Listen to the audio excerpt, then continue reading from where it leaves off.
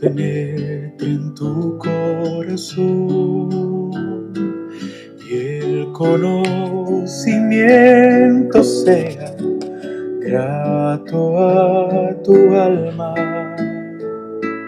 La discreción te guardará y te preservará la inteligencia para librarte del mal camino, de los hombres que hablan perversamente,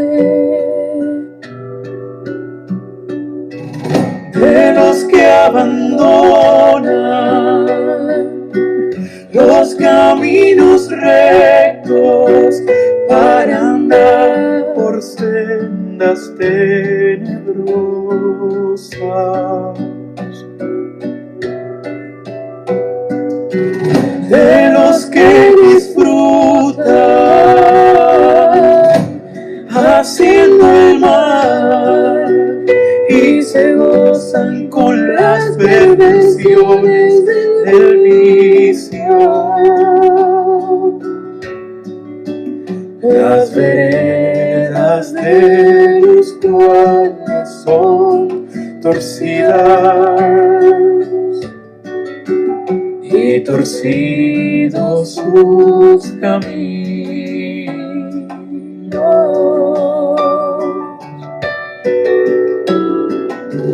de los que disfrutan haciendo el mal y se gozan con las perversiones del vicio. Las veredas de los cuales son torcidas y torcidos sus caminos.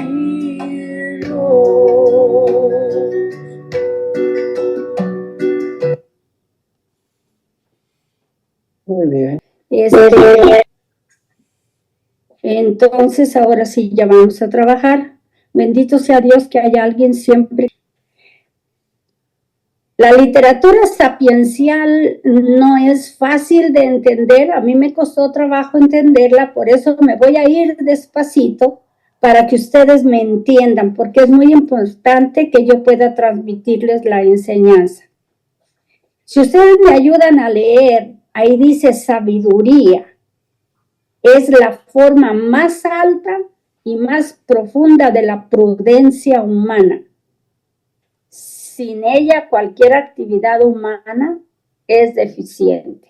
Eso quiere decir que la sabiduría es tan importante para el ser humano, para poder reflexionar, para poder pensar. Es la sabiduría la que debemos de tener. Y como vamos a hablar de la literatura sapiencial, no quiero que ustedes vuelen, sino que se ubiquen en el lugar donde se construyó la sabiduría o que se escribió la sabiduría. Tengo creo que ven la flechita. Estos son los lugares que habla la Biblia. La Biblia habla de un pueblo, el pueblo de Israel, y el pueblo de Israel sale de aquí que está Ur, luego llegan hasta acá, después llegan a Canaán, después se van a Egipto. Entonces, todo este lugar habla la Biblia, todo este lugar. Ahora tiene los nombres de Arabia, Egipto, Irak y todos esos. Entonces, nosotros queremos que ustedes se ubiquen en el lugar donde vamos a hablar. Cuando hable yo de Egipto, ya saben de qué lugar estoy hablando. Si hablo, por ejemplo, de Babilonia, ustedes saben de qué lugar estamos hablando. Y aquí es el lugar que dice la Tierra Santa. Aquí donde dice Canaán, aquí está el lugar de la Tierra Santa. En otro mapita que nos habla de este lugarcito, vamos a verlo de esta manera. De esta manera. Babilonia es bien importante en la Biblia para que ustedes se ubiquen dónde está Babilonia, cerca del Golfo Pérsico. Aquí está Ur, de donde salió Abraham. Los ríos Éufrates y Tigres llegan a Harán, pero esto es cuando sale Abraham. Llega a Canaán, después pasan a Egipto. Después de estar en Canaán, regresan porque Dios los quiere así. Los babilonios se llevan al pueblo. Esta Filmina quiere que ya le explique y vamos a explicarla de una vez. Este es una línea de tiempo porque también es bien importante que ustedes entiendan cómo se cuentan los años. La salida de Abraham aproximadamente fue en el año 1850 antes de Cristo. Aquí no se escribe nada. Después del año 1000, aquí está la monarquía. Con Salomón es que se empieza a escribir. Los libros sapienciales son los últimos que se escriben. Entonces los libros sapienciales se escriben casi al final del Antiguo Testamento, en esta parte. Son los últimos libros que se escriben del Antiguo Testamento.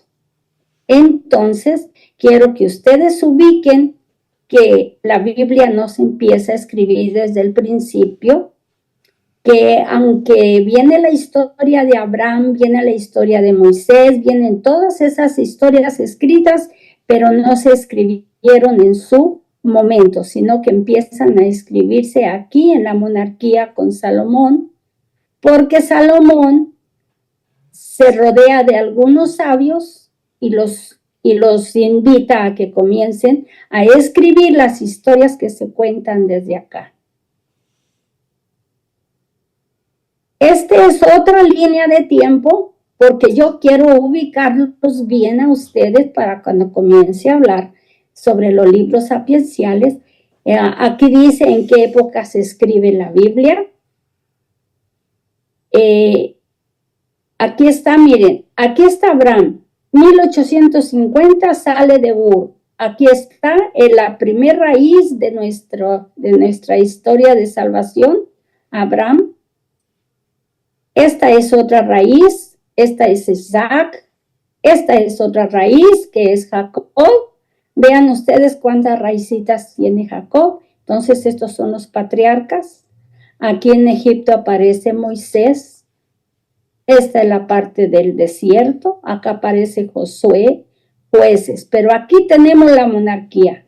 Ven ustedes que aquí hay libros, aquí hay rollos. Aquí es donde se comienza a escribir. Todo esto se va transmitiendo oralmente lo que los conocimientos o los hechos que van aconteciendo. Aquí es donde se comienza a escribir alrededor del año 1000, que fue la monarquía. Y les decía yo que fue con Salomón. El reino se divide y aquí están dos ramas truncadas. El reino de Israel se lo llevan a Siria. El reino de Judá también se lo llevan a Babilonia. Vean ustedes que aquí en Israel hay otros rollos porque se escriben otros textos. Hay otros aquí. En el reino de Judá también hay aquí. Sobre todo una historia que es muy común que nosotros aprendamos, la historia deuteronomista se comienza a escribir aquí, la idea viene de acá, se escribe aquí y en el exilio sigue teniendo su desarrollo. Aquí en el exilio se escribe más, vean ustedes que aquí en el exilio aproximadamente en este año se escribe más. Viene Persia y domina Babilonia, y Ciro deja salir a la gente que tenían aquí y deja salir a todos los extranjeros para que se vayan a su tierra. Entonces aquí regresan y vuelven a escribir. En el regreso le llamamos post-exilio o después del exilio. Y vean ustedes que aquí hacen una recopilación de todos estos libros, los recopilan, los acomodan, pero hay unos libros nuevos que vienen siendo los libros sapienciales que se escriben en esta época.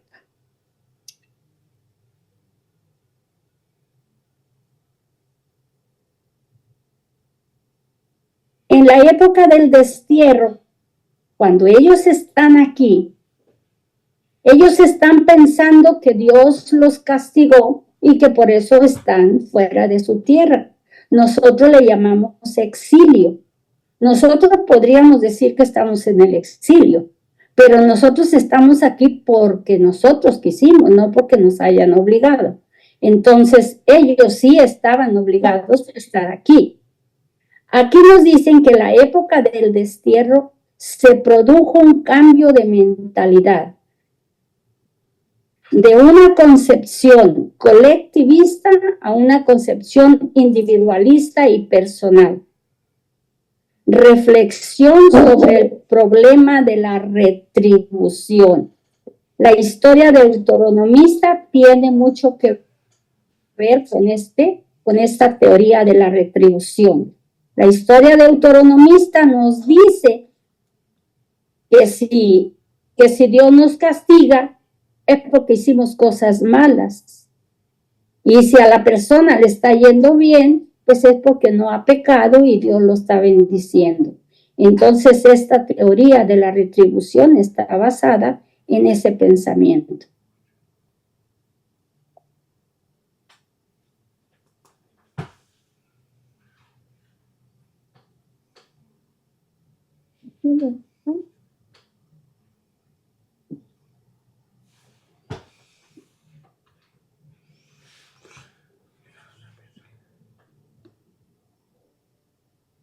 Bien, aquí tenemos los libros en el Antiguo Testamento. Yo les decía en la otra clase a los estudiantes que es muy bueno y les puse de ejemplo, por ejemplo, si tú llegas a una casa y encuentras una casa ordenada, te vas a encontrar que la persona que vive ahí pues es organizada. Pero si tú encuentras la ropa interior en la cocina, creo que esa persona no es organizada. Ni vas a encontrar una cuchara y una cazuela en el baño.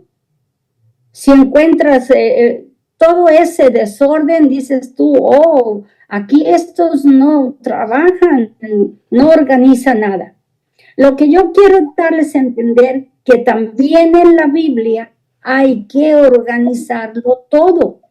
Los libros están organizados de tal manera que nosotros podamos estudiarlos bien. Aquí tenemos nosotros la Torá, que son los primeros libros de la Biblia. Tiene leyes y tiene reglamentos y son las historias de Génesis, Éxodo, Números. Y aquí están. Hay otros libros que están los profetas, que se les llama Nebim. Hay otros libros que nos cuentan más historia y se llaman los libros históricos. Samuel, Jueces y Reyes son libros históricos. Hay otros escritos que no los acomodaron aquí. Hay otros libros proféticos, por ejemplo, Cantar de los Cantares, los poéticos. También tenemos salmos. Hay unos proféticos que están escritos en poemas.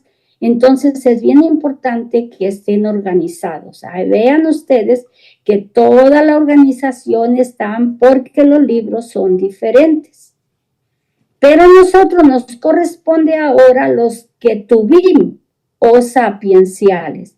¿Por qué los puse con rojo? Porque ese es los que vamos a estudiar, los libros de sapienciales o Ketubim. Estos son los libros en los cuales vamos a tomar el tiempo para leerlos. Vamos a aprender varias lenguas el día de hoy. En hebreo, estos libros sapienciales se les llama Ketubim. En griego se llaman Sofía y en español sapienciales. Entonces los libros sapienciales tienen sabiduría bíblica. ¿Cuáles son esos libros sapienciales? Son Proverbios, son Job, son Cogelet o Eclesiastés, Sirácides o Eclesiástico y el libro de la sabiduría. Por lo tanto, son 5 libros los que pertenecen a los libros sapienciales llamados Ketuvim. Ya ven, ustedes ya van a salir de aquí con muchos, sabiendo muchos idiomas. Aquí tienen hebreo, tienen griego, tienen español y van a ver qué tantas cosas. Aquí tenemos a Sofía.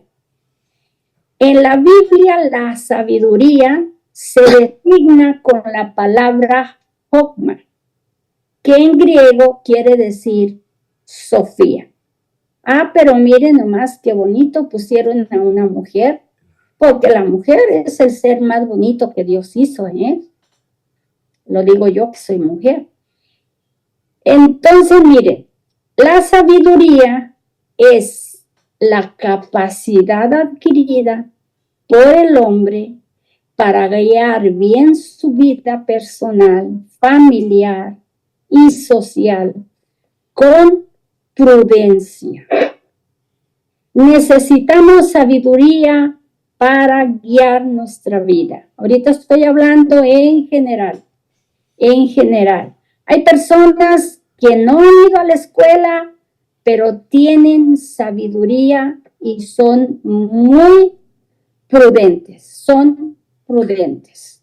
Entonces esas personas podemos decirles que tienen sabiduría, aunque no sepan leer y escribir, Dios le dio sabiduría.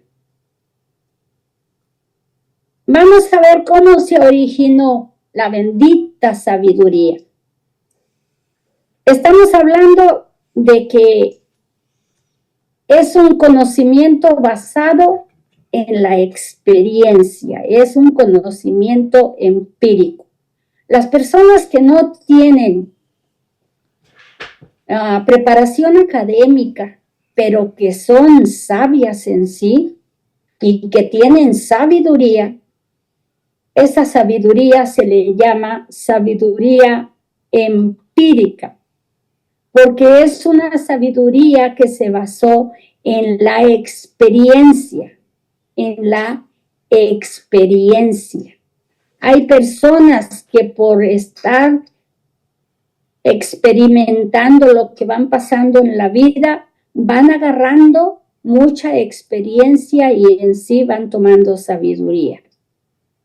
Y esta sabiduría empírica se sirve de la observación del hombre a los animales, a las leyes de la naturaleza. Vean ustedes que para este conocimiento empírico no es necesario ir a la escuela, sino que se basa exclusivamente en la observación. Vamos a observar. Se observan los animales, se observa toda la naturaleza que hay y va uno llegando a conclusiones básicas que a veces uno va descubriendo poco a poco y dice uno, no me había dado cuenta yo de esto, pero es muy importante que nosotros nos vayamos dando cuenta de lo que va existiendo a nuestro alrededor. Tenemos aquí 2 maneras de sabiduría. En la familia hay sabiduría popular, la sabiduría más sencilla. Esta sabiduría de familia, el papá, la mamá, los hermanos, adquirieron la sabiduría observando la naturaleza. ¿Cómo esta persona sabe cuándo va a llover? A veces ni nubes hay y él sabe que va a llover por la temperatura, porque vio el sol rojo, porque el vientecito de donde venía, qué sé yo, pero él sabe que va a llover. Entonces, esta sabiduría popular la va obteniendo con la experiencia, observando la naturaleza. Y esa sabiduría tan sencilla y tan importante la tienen nuestros antepasados y también nuestros abuelos. Yo recuerdo bien que mi papá, mi abuelito decía, hoy este año va a ser de buenas cosechas porque hay muchos animalitos rojos en el piso, que les decían garrapatitas, que parecían que eran de terciopelo. Ahora este año va a ser así. Ellos tenían una sabiduría y sí salían lo que ellos decían. ¿Por qué? Porque tenían una sabiduría popular, basada esa sabiduría en la experiencia y en la observación de la naturaleza. Pero hay otra sabiduría en cuanto que tienen que ir a la escuela. Y estos niños que van a la escuela van a adquirir una sabiduría pues más elevada. Si ustedes recuerdan a Moisés, que lo recogió la hija del faraón, Moisés estuvo estudiando en la escuela en la cual estaban destinados para todos los egipcios que estaban preparando para que en el futuro tomaran parte en la corte. Entonces, Moisés fue educado en la escuela de Faraón. Moisés no fue cualquier persona. Moisés fue educado en los lugares más importantes de la época egipcia. Entonces, era un plan de Dios que tuvo Dios porque él necesitaba una persona preparada. Entonces, el ambiente de la corte o la sabiduría culta, esa se obtiene estudiando o esa se obtiene en las escuelas. Entonces, aquí tenemos nosotros sabiduría popular y sabiduría culta. Dos sabidurías que se obtienen en el hombre, pero de diferente manera. El objetivo y el propósito de la sabiduría, ¿por qué Dios nos dio sabiduría? ¿Por qué el hombre necesita la sabiduría? Porque se ocupa de todos los terrenos de la realidad que nos rodea. Vean ustedes que hay personas que tienen sabiduría en el campo, otros tienen sabiduría sobre la temperatura, otros tienen sabiduría sobre la biología, sobre el nacimiento del ser humano y todo es importante. Toda la sabiduría que Dios nos regale tiene mucha importancia, pero está en todos los terrenos de la realidad que nos rodea. Se propone, el propósito de tener sabiduría es obtener conocimiento sobre el mundo y la vida para tener éxito y evitar fracasos. ¿Cuántas personas fracasan por no haber sido prudentes? ¿Cuántas personas fracasan porque hacen las cosas sin haberlas reflexionado, sin haber puesto a pensar?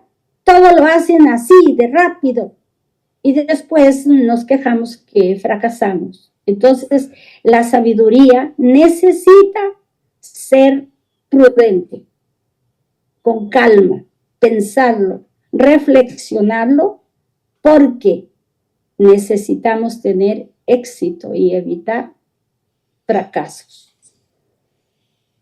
Ese es el propósito que Dios nos da sabiduría. Seguimos con el objetivo del propósito de la sabiduría. Miren ustedes, aquí tenemos dos imágenes, pero esta imagen es de una persona sencilla. No vamos a decir que la sabiduría que ellos tienen no interesa. Claro, la sabiduría de los sencillos es muy importante porque ellos conocen hasta las plantas medicinales, las plantas que nos hacen daño. Ellos conocieron el fruto que nos alivia para esto, el fruto que tiene vitaminas para esto, para el otro. La gente sencilla conoce la naturaleza y tiene una sabiduría extraordinaria. Se ocupa de todos los terrenos de la realidad. La sabiduría se ocupa de todo. Pero hay otras personas que tienen sabiduría y tienen una sabiduría ya de esas sabidurías que se consiguen en la escuela, estudiando, entonces quieren ocuparse del más allá, de saber cómo se mueve el firmamento, qué es lo que hay arriba y abajo. Entonces, nosotros ponemos a volar nuestra imagen, nuestra mente, para que la sabiduría vaya inventando cosas en el ser humano que son muy necesarias. Hay enfermedades que llegan a nuestra vida y hasta que los sabios empiezan a buscar la cura. Y eso indica de que hay que experimentar, hay que reflexionar. Entonces es muy importante la sabiduría sencilla, así como la sabiduría obtenida. Entonces la sabiduría se propone obtener conocimiento sobre el mundo, la vida, y para tener éxito y evitar fracasos. Vamos a ver los tipos de sabiduría. Hay muchos tipos de sabiduría. Aquí tenemos la sabiduría que es por el ambiente donde vivimos. Si la persona vive en el campo, por supuesto que la sabiduría que va a tener va a ser una sabiduría sobre la agricultura, sobre el tiempo, sobre el ambiente que crece él. Pero hay otra sabiduría que ya escalonó, ya fue a la escuela, entonces tiene otra sabiduría diferente, y esta sabiduría se le puede llamar por su visión del mundo y de la vida. Esta sabiduría va avanzando hacia arriba, pero cada vez tiene más deseos de ver más allá de lo que ya sabe y siguen experimentando. Entonces, tipos de sabiduría por el ambiente donde tú creces, que viene siendo la sabiduría sencilla, la sabiduría empírica. Esta sabiduría es una sabiduría que se consigue ya estudiando. Si nosotros conseguimos juntar estas dos y la agregamos a nuestra fe, nos vamos a dar cuenta que la sabiduría viene de Dios. Que la sabiduría es la fuente inagotable que viene de lo divino. Que Dios nos da la sabiduría para que nos desenvolvamos, nos desarrollemos en este mundo. Y tenemos que aprovechar lo que Dios nos regala, porque la sabiduría es un don de Dios. Estamos hablando de la fe, tipos de sabiduría por la fe. Entonces, ahora que juntamos estas sabidurías con la fe, nos estamos dando cuenta que todos tenemos sabiduría, que la hemos puesto en práctica, pero que la sabiduría en sí viene de Dios y que nosotros no podemos hacer nada si Dios no nos ha dado la sabiduría para poder vivir y ser exitosos en la vida, amar y ser prudentes en la vida con todo lo que obtenemos, con todo lo que amamos, con todos nuestros amigos, con toda la humanidad. La sabiduría viene de Dios. Quiero que entre todos Pensemos. Vamos a ver ahora los mismos tipos de sabiduría, pero ahora lo vamos a ver de uno por uno. Ustedes ven aquí una familia, cada quien haciendo lo que gusta, ¿verdad? Esta sabiduría es popular. Pero luego aquí hay un dicho, un refrán que dice, mis abuelos tienen plata en el pelo y oro en el corazón. Toda esta es una sabiduría tremenda para decir que tienen buenos abuelos, ¿verdad? Que tienen un tesoro en sus abuelos. Y esa sabiduría sale de las familias, sale esa sabiduría de entre nosotros mismos. Esta es sabiduría por el ambiente en el que nosotros nos criamos. Pero hay otra sabiduría que hay que regarla, hay que leer. Aquí está el cerebro humano para que se empiece a llenar más de sabiduría, aparte de la que ya tiene, que es popular, hay que regarla, hay que darle, hay que ponerse a leer, hay que ir a la escuela. ¿Para qué? Para que este cerebrito se llene más de sabiduría, porque vamos a necesitar más en la vida. Y Dios nos da las oportunidades. Esta sabiduría se llama sabiduría administrativa, que es la que nosotros obtenemos preparándonos, ¿verdad? Sabiduría popular, la que nosotros obtenemos por reflexión, por ver la naturaleza, por experiencia y todo. Esta se obtiene estudiando. Y la sabiduría por la visión del mundo, esta sabiduría puede ser convencional o puede ser intelectual. La sabiduría convencional es la existencia del hombre en términos de experiencia del sentido común.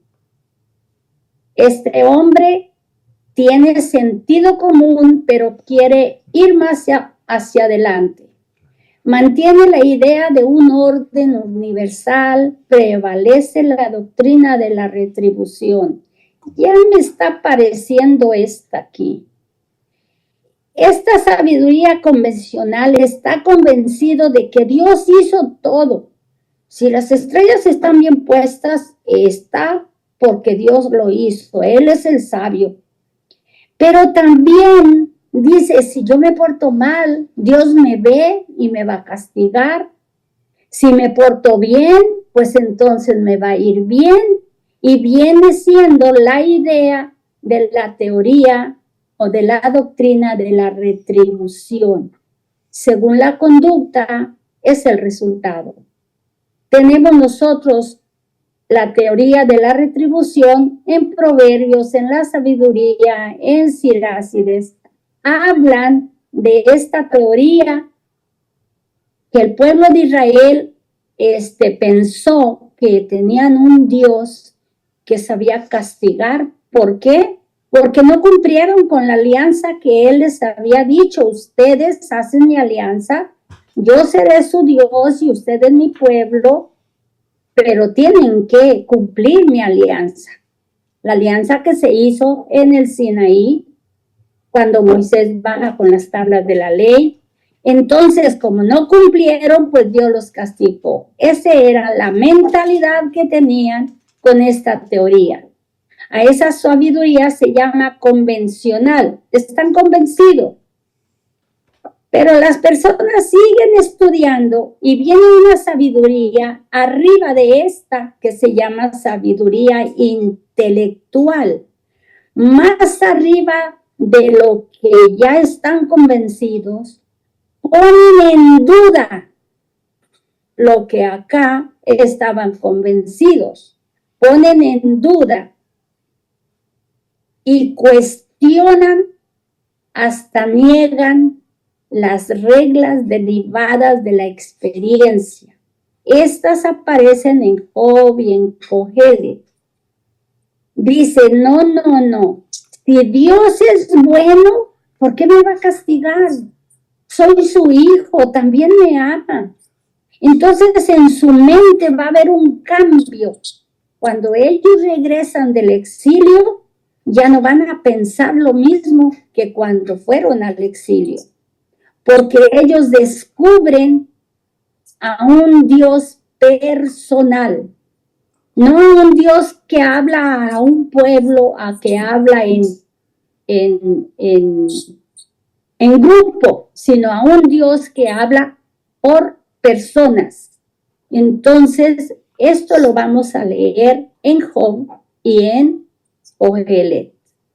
Surge después del exilio y está influida por el mensaje profético, plantea el problema de Dios y el gobierno del mundo y cuestiona la teoría de la retribución.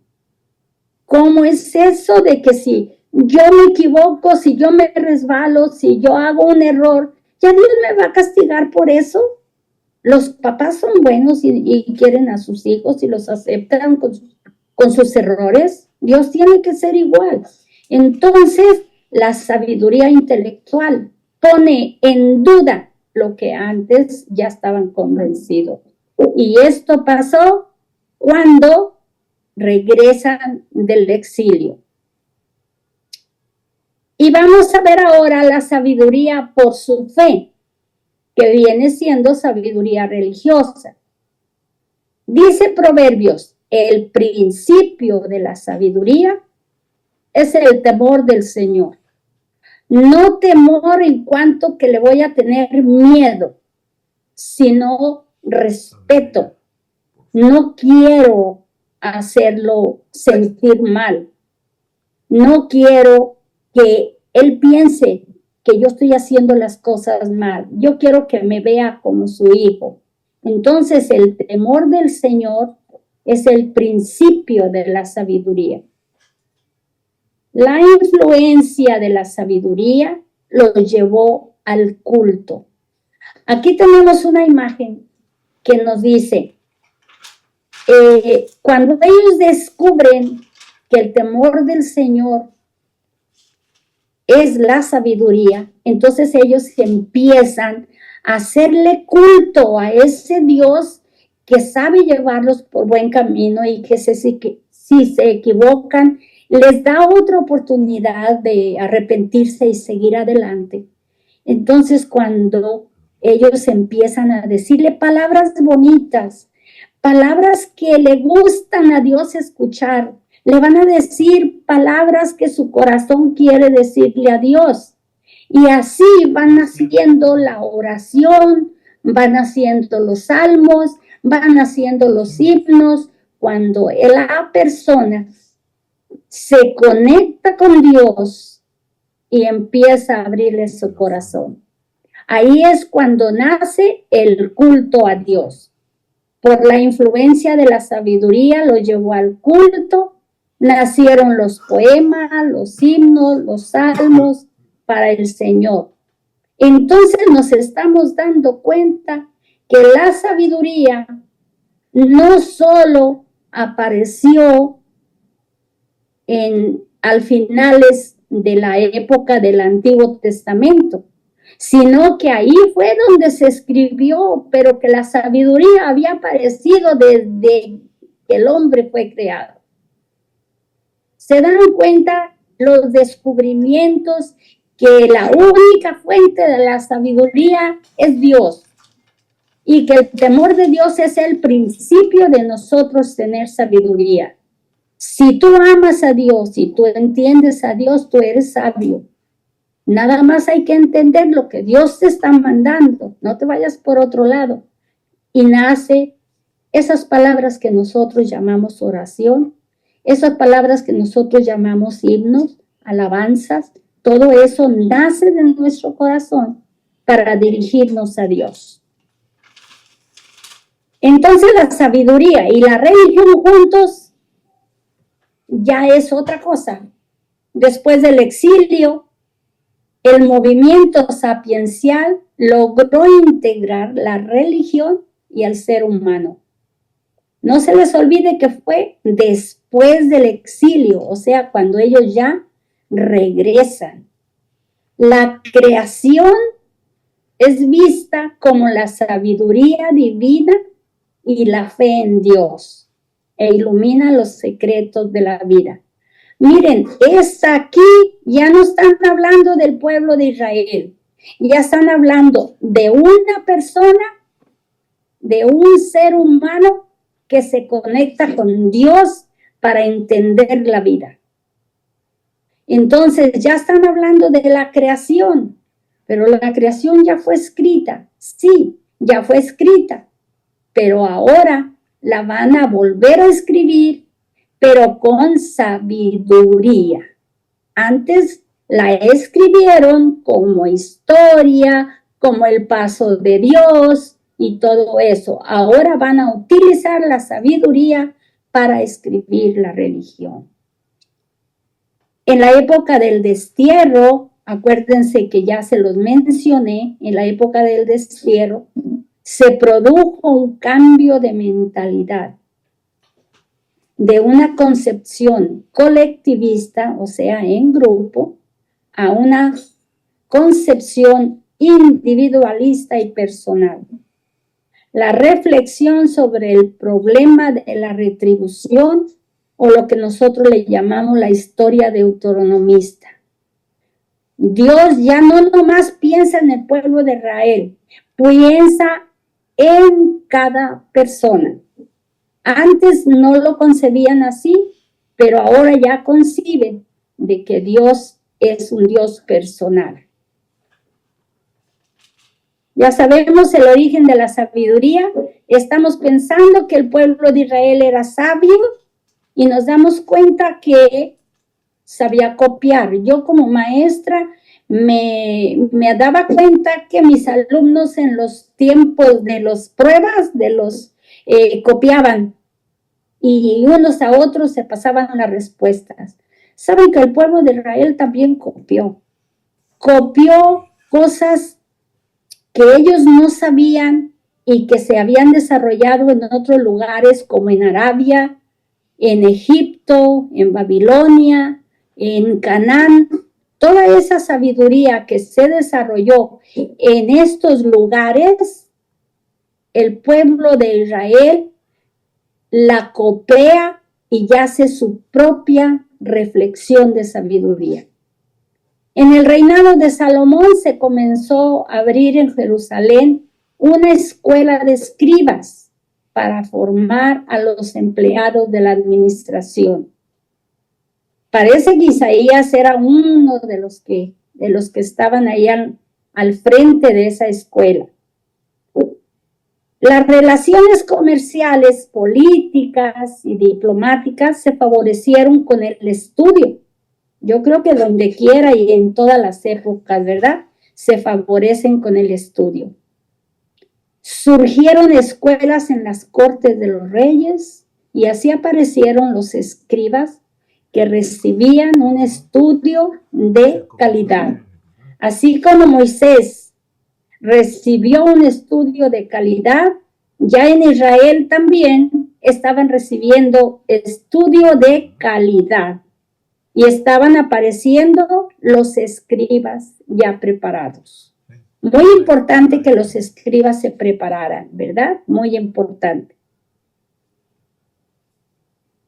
Cuando nosotros leemos la Biblia, tenemos que enseñarnos a ver que la Biblia tiene muchas formas literarias y tenemos que enseñarnos cuál es la diferencia entre una y otra. ¿Por qué muchas personas dicen, es que yo leo la Biblia y no la entiendo? Ahora que nosotros estamos estudiando, nos damos cuenta que la Biblia es difícil de entender, pero con un estudio nos damos cuenta de que hay que entender que está formada de géneros literarios.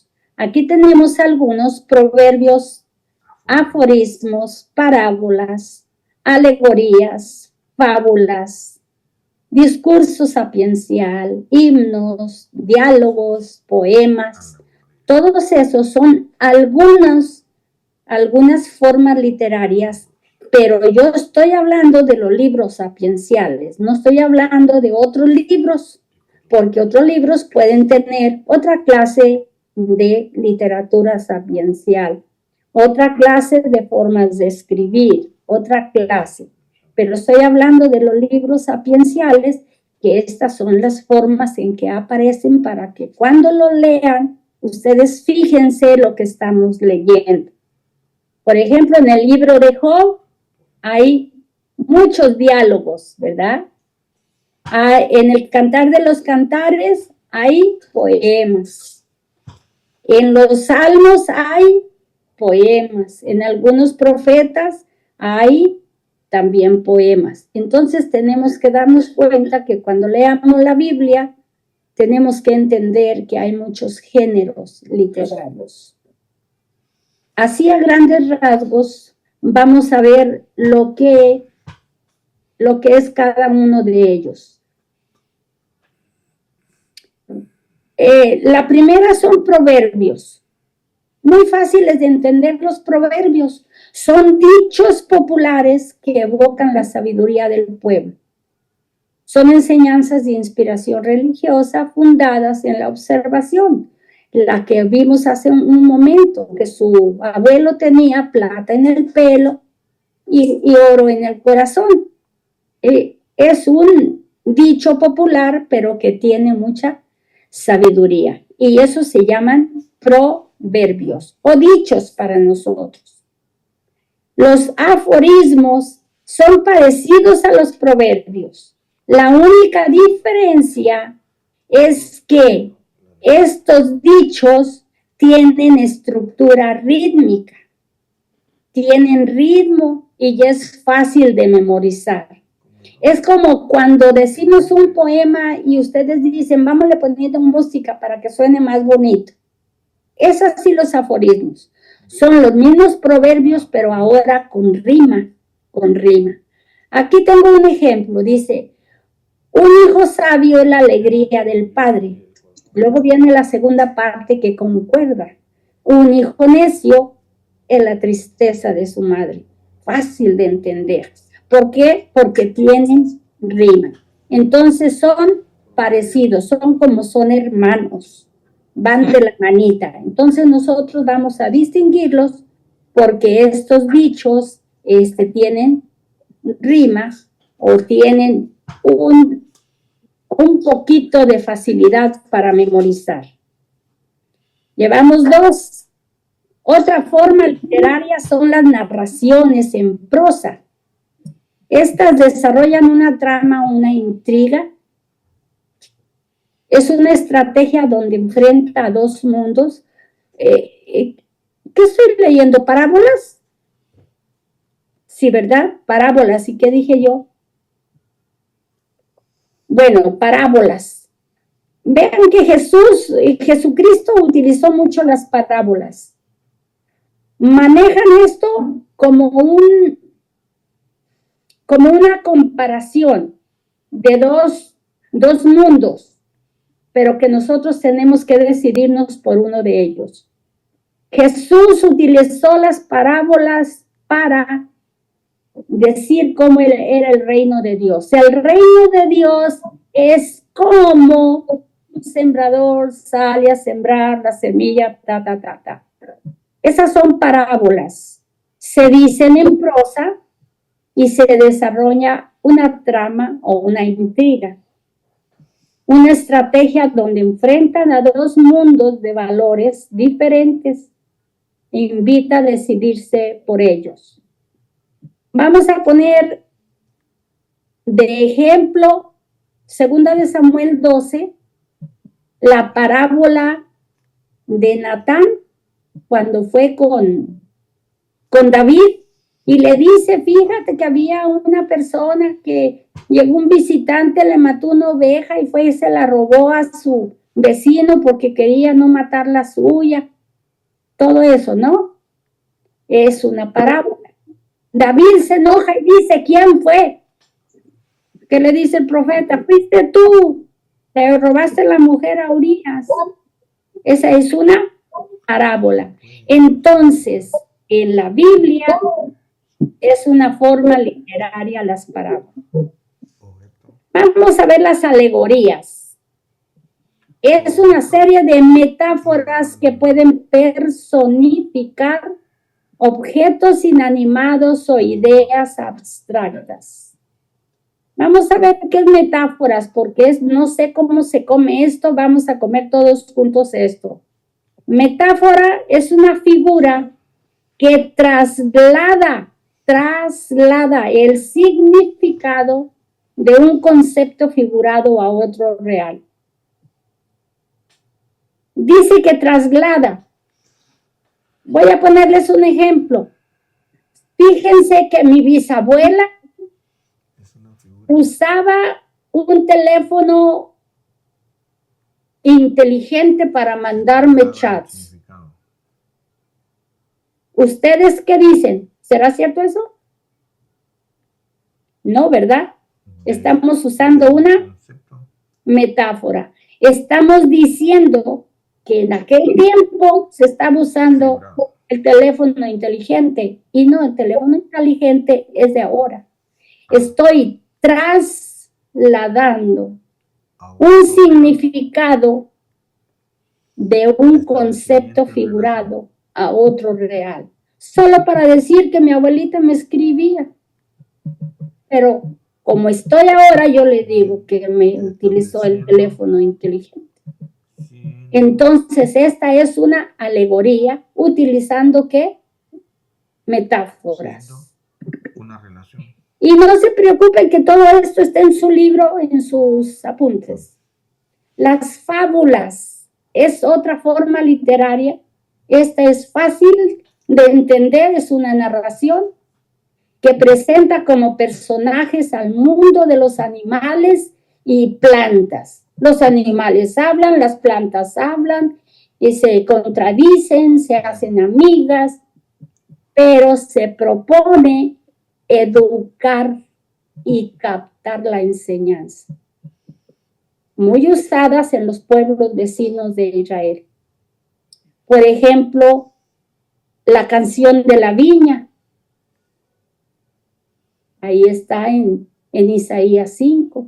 Son fábulas porque hacen hablar a los animales, hacen hablar a las plantas, hacen hablar las serpientes. Yo no sé si en Génesis una serpiente habló. Acá en qué es, en números o no sé dónde, no tengo el texto en la cabeza de que un burro habló. ¿Verdad que no? ¿Qué género utilizaron para escribir eso? Fábulas.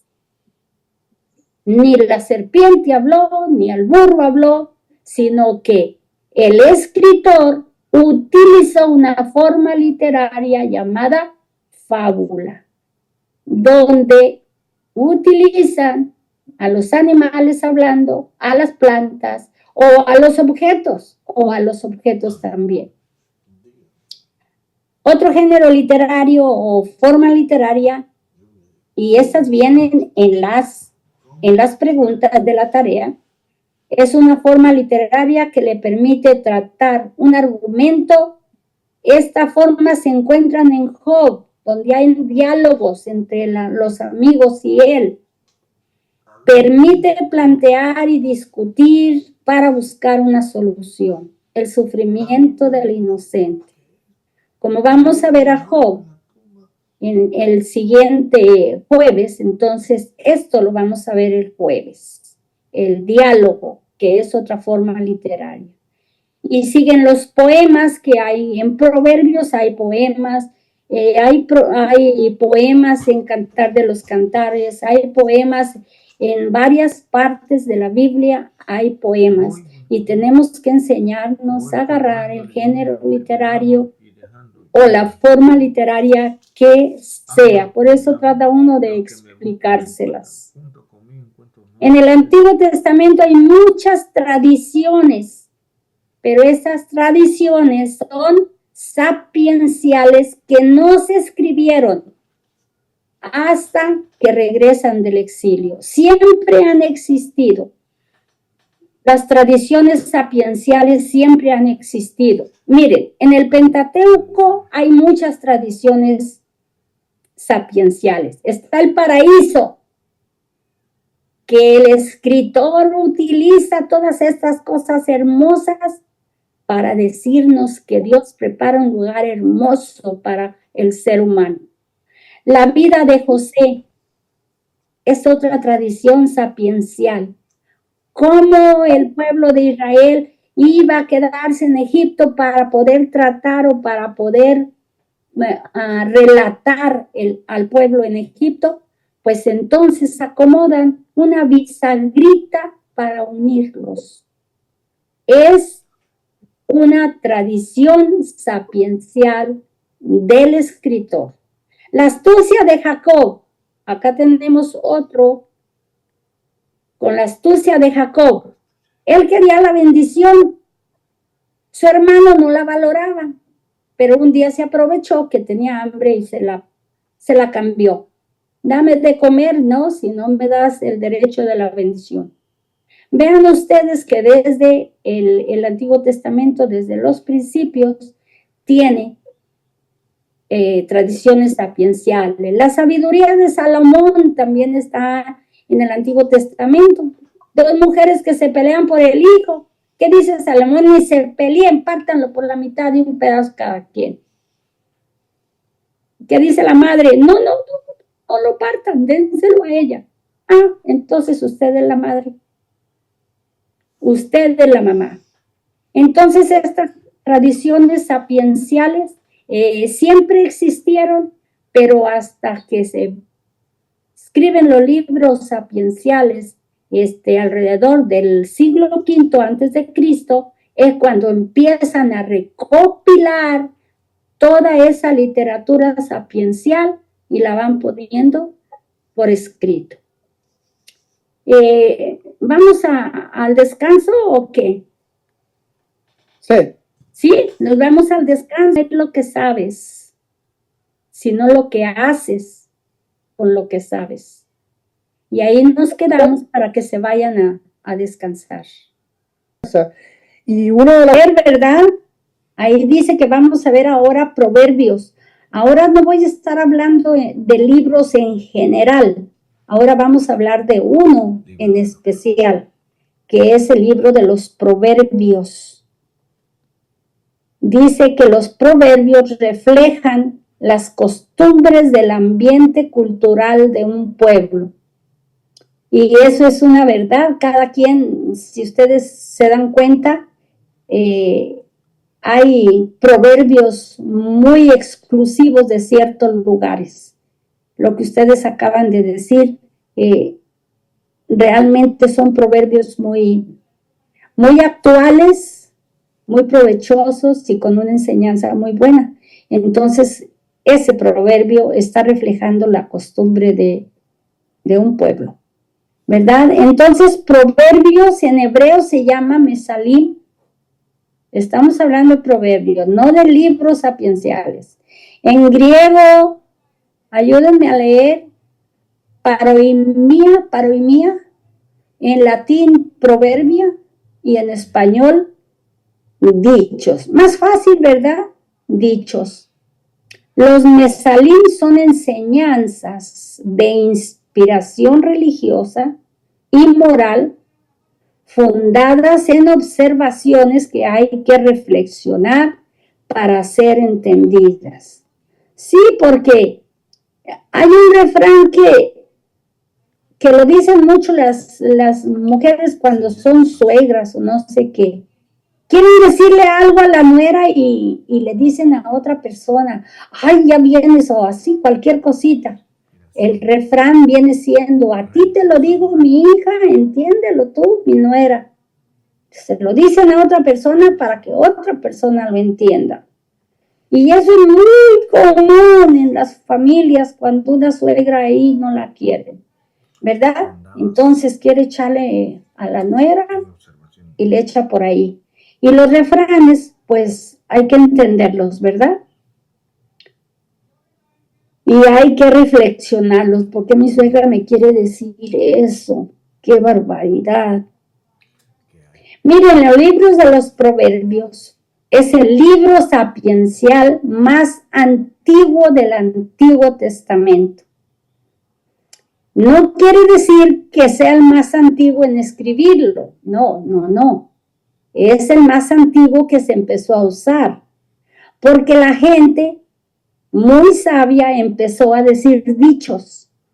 Y se empezaron a acumular y empezaron a transmitirse oralmente y se fueron a poner por escrito el libro en el siglo V antes de Cristo.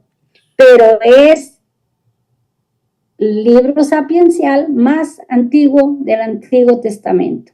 ¿Por qué? Porque ahí andaba la sabiduría, y gente que es muy lista que empieza a acomodar las cosas. Para su estudio se divide en 8 secciones.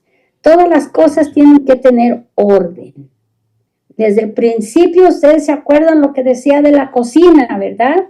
Que la cocina debe de estar todas las cosas de cocina, en el baño todas las cosas del baño, en la sala todo lo que es de sala.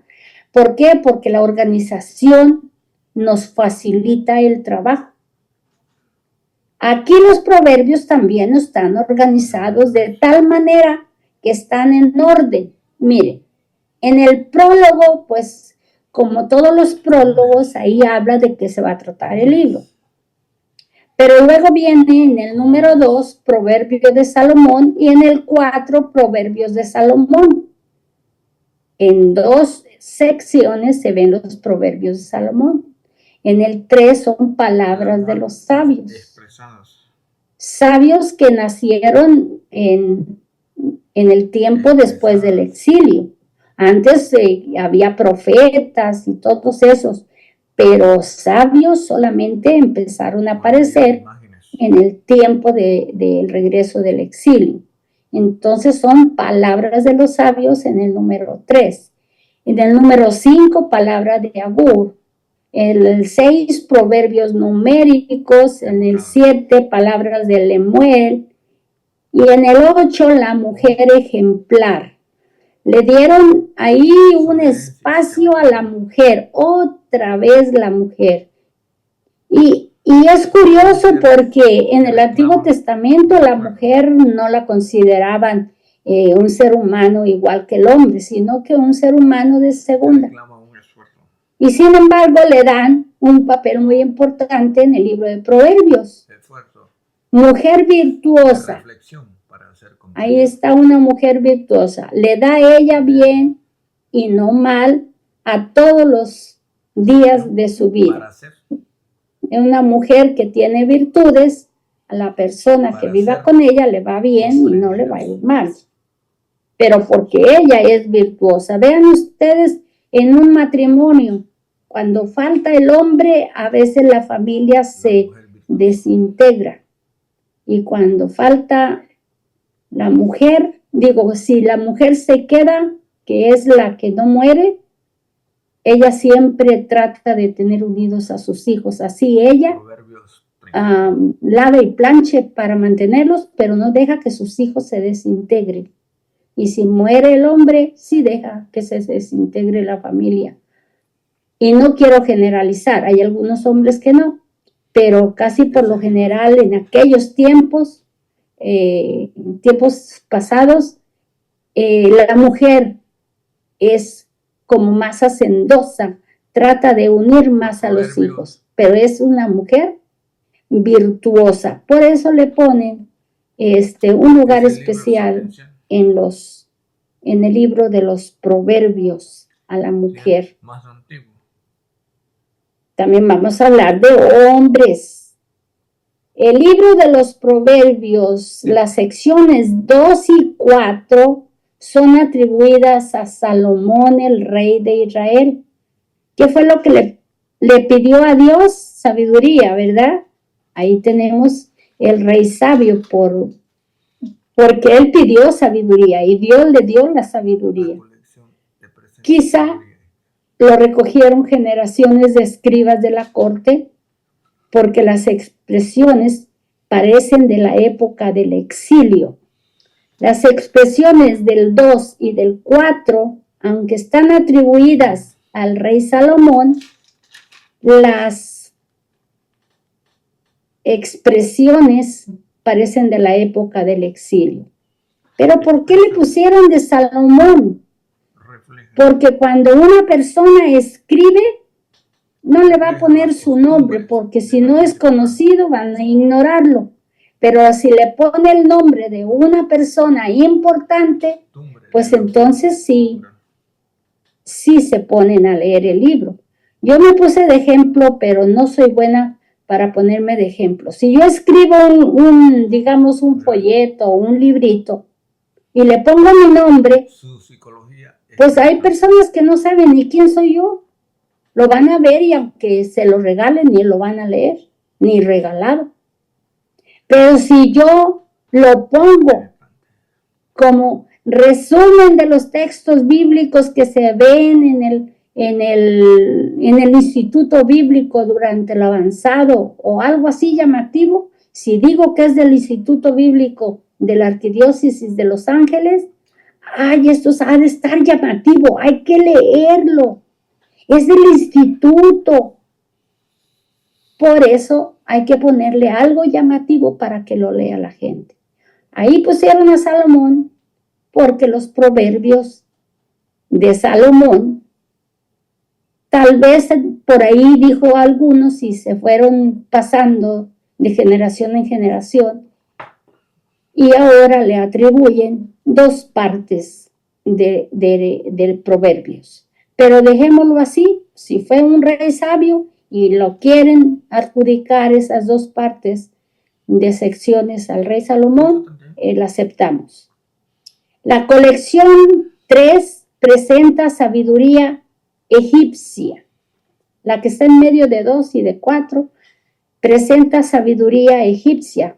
Si ustedes se acuerdan, cuando yo les dije que los israelitas habían robado sabiduría, no exactamente como la palabra le entendemos de robar, pero sí estuvieron tomando sabiduría de varios pueblos mucho más desarrollados que ellos.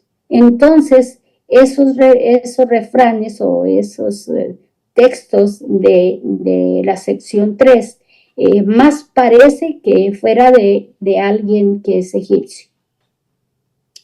Y entonces así van pasando todos, la colección 5 y la colección 7, por su manera de escribir con arameísmos, se traduce que son de la época del retorno del exilio. ¿Por qué? Porque fueron los persas los que hablaban arameo.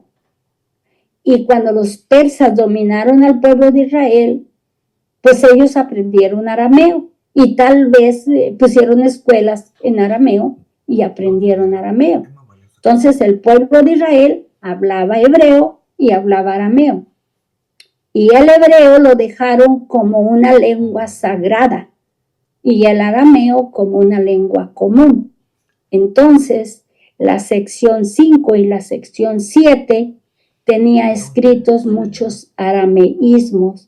Entonces, por consecuencia, creen que fue del tiempo del retorno del exilio. El elogio de la mujer ejemplar son secciones de la época también, después del exilio. Ahí está uno de ellos que está en Proverbios 31, dice, mujer ejemplar, ¿dónde se hallará? Pues ahora es difícil, ¿verdad? Pero siempre ha sido difícil. Dice, es más valiosa que las piedras preciosas. En esa época estaban mandando los sacerdotes, empezaron a tomar el control. Pero si ustedes se acuerdan de la historia, que Esdras quería separar los matrimonios mixtos, quería limpiar la religión. Entonces, si una mujer no era judía, tenían que mandarla a su tierra y que se llevara a sus hijos. Entonces la mujer empezó a ser una persona importante en las familias, porque empezó las discusiones. ¿Cómo? ¿Y me voy a quedar yo solo y vas a mandar a mi esposa y a mis hijos? Empezaron a defenderse. Entonces la mujer empezó a tomar fuerza para pensar en ella. Entonces por eso hay una sección exclusiva para pensar en las mujeres. El elogio de la mujer, que dice una mujer ejemplar, ¿dónde se hallará? Y si había muchas ejemplares, ¿cómo las iban a mandar a su tierra, verdad? Entonces tenemos también en los proverbios el principio de la sabiduría es el temor de Dios. Ya lo vimos nosotros en el módulo anterior, que el temor de Dios es el principio de la sabiduría y está en Proverbios 10:22. Todo lo que estoy diciendo no me lo saqué yo de la bolsa, está sacado del folleto que ustedes tienen. Para que no se mortifiquen, si no entienden, pues lean su folleto. Su propósito es mostrar que toda la sabiduría es vana sin el temor de Dios o respetar a Yahvé. Y eso es una realidad. ¿Qué se gana una persona de haber ido a la escuela tanto, tener doctorados y todo, si no razona que todo lo que sabe y todo lo que es viene de Dios? A mí me ha tocado ver a personas que dicen que nomás lo que somos aquí, nomás aquí. Ah, no, digo, no, si ustedes son cucarachas, yo no. No, como que nomás esta vida aquí. No creen en lo que hay más allá. Los que tenemos fe sabemos que no. Entonces, si hay sabiduría y no hay temor de Dios, pues esa sabiduría está vana. No sirve para nada, porque no te vas a ver para ayudar, no te vas a ver, no vas a saber consolar, no vas a saber darle un buen consejo a nadie. Nomás vas a levantarte el cuello que tú sabes mucho. Entonces, si no tienes el temor de Dios, la sabiduría es vana. Eso es lo que nos está diciendo el libro de los Proverbios. El temor de Dios, o sea, el respeto a Yahvé. No tomado temor como miedo, sino el respeto a Yahvé. La sabiduría es muy necesaria para padres de familia, para reyes, para gobernantes, esposos, relaciones sociales. Como la vida está llena de pruebas, la sabiduría nos orienta para evitar el fracaso. Principalmente los matrimonios. Los padres tenemos que tener sabiduría, pero sabiduría divina para poder hablar con los hijos, para poder guiar a nuestros hijos. Tener esa sabiduría para que si los vemos en problemas, ¿cómo voy a hablarle a mi hijo sin ofenderlo? Que quiero que entienda y abra los ojos sobre el problema que se está metiendo. Pero no quiero menospreciarlo y decirle que no sirve para nada. ¿Cómo le voy a hablar a mi hijo? Entonces nosotros tenemos que tener sabiduría de Dios para poder hablar con los demás. Si yo soy, digamos, una persona que tengo a cargo una compañía, ¿cómo voy a hablarle a una persona para no subajarla y menospreciarla? ¿Cómo voy a llamarle la atención? Tenemos que tener sabiduría para no ofender a la gente. Aunque haya tenido la culpa, hay muchas maneras de decirle que se equivocó y que se corrija. Yo te voy a ayudar. O muchas cosas, pero sin ofender. Para eso necesitamos, ¿qué? Sabiduría divina. Por eso dice aquí que la sabiduría es necesaria para reyes, para gobernantes, para esposos, para relaciones sociales, y pongo un etcétera porque es importante en muchos aspectos tener la sabiduría divina. Y es verdad que la vida está llena de pruebas. ¿Cómo voy a salir yo de esta prueba? Entonces, si la sabiduría de Dios viene, me orienta, yo voy a poder salir de aquí sin fracasar, sino que a veces las pruebas nos hacen crecer. Pero tenemos que tener el temor de Dios. Para nosotros creyentes y para nosotros que estamos estudiando los libros sapienciales, pero dentro de nuestra fe, entonces tenemos que pensar en que Dios es el creador de la sabiduría. Él es la fuente de la sabiduría. Si no la tengo, pues ¿qué te ganas con el doctorado que tienes? La sabiduría según los proverbios es esta, miren ustedes. La sabiduría humana es una cualidad, pero está limitada. Sus componentes son la reflexión, la ciencia, el temor de Dios, pero esa sabiduría tiene limitaciones, está limitada. Esta es la sabiduría según Proverbios, la sabiduría personificada. Es una cualidad, más que una cualidad.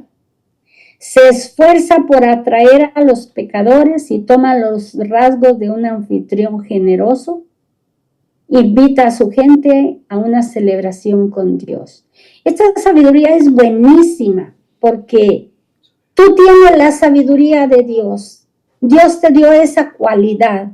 Dios te dio ese don. Pero quieres compartirlo con los demás. No te quieres quedar con esa sabiduría que Dios te dio, sino que quieres compartirlo con los demás, explicarles. Por eso dice que toma los rasgos de un anfitrión generoso que invita a la gente a una celebración con Dios. No me conformo con saber que Dios me dio a mí sabiduría y que es un don de Dios y que no. Yo no me voy a conformar con eso. Me conformo cuando lo comparta con alguien que no se ha dado cuenta de que la sabiduría que tiene viene de Dios. Esa es la sabiduría personificada. La sabiduría divina es algo íntimo con Dios. Qué bonito que nosotros que estamos ahora en el estudio bíblico nos estamos dando cuenta que todo viene de Dios y que la sabiduría divina es la que nosotros necesitamos en nosotros. Quien tiene la sabiduría creadora de Dios, los hombres solo nos corresponde saberlo escuchar y saber entender lo que nos quiere decir y seguir sus instrucciones. Tenemos nosotros muchas instrucciones que Dios nos da a través de la palabra que está escrita en la Biblia, a través de nuestros sacerdotes, a través de los acontecimientos. Por ejemplo, lo que estamos pasando ahorita, no necesariamente yo necesito de que me digan, oh, tú necesitas hacer algo, mira a tu vecino, se le quemó su casa. Si yo tengo sabiduría divina, si yo tengo amor a mi prójimo, le tengo que ofrecer mi casa y tengo que ayudarlo, ¿verdad? Que ojalá y pudiera yo conocer a alguien para ayudar. Entonces la sabiduría divina es algo íntimo con Dios y a través también con el hermano. Porque ¿a quién voy a amar? A Dios, sí, Él no me ocupa, pero mi hermano sí me ocupa. Dios me dio la sabiduría para que pueda verlo en mi hermano, para que la necesidad de mi hermano la tome como una necesidad mía y pueda tender la mano. Entonces, según Proverbios, la sabiduría humana, la sabiduría personificada y la sabiduría divina. Todas esas están en el libro de Proverbios y son muy importantes. Hay una dinámica que ya la hicimos, ¿verdad? Sí, ya ahorita ya terminó. Esta ya la hicimos, ya terminé. Entonces, si tienen alguna pregunta, algo que no hay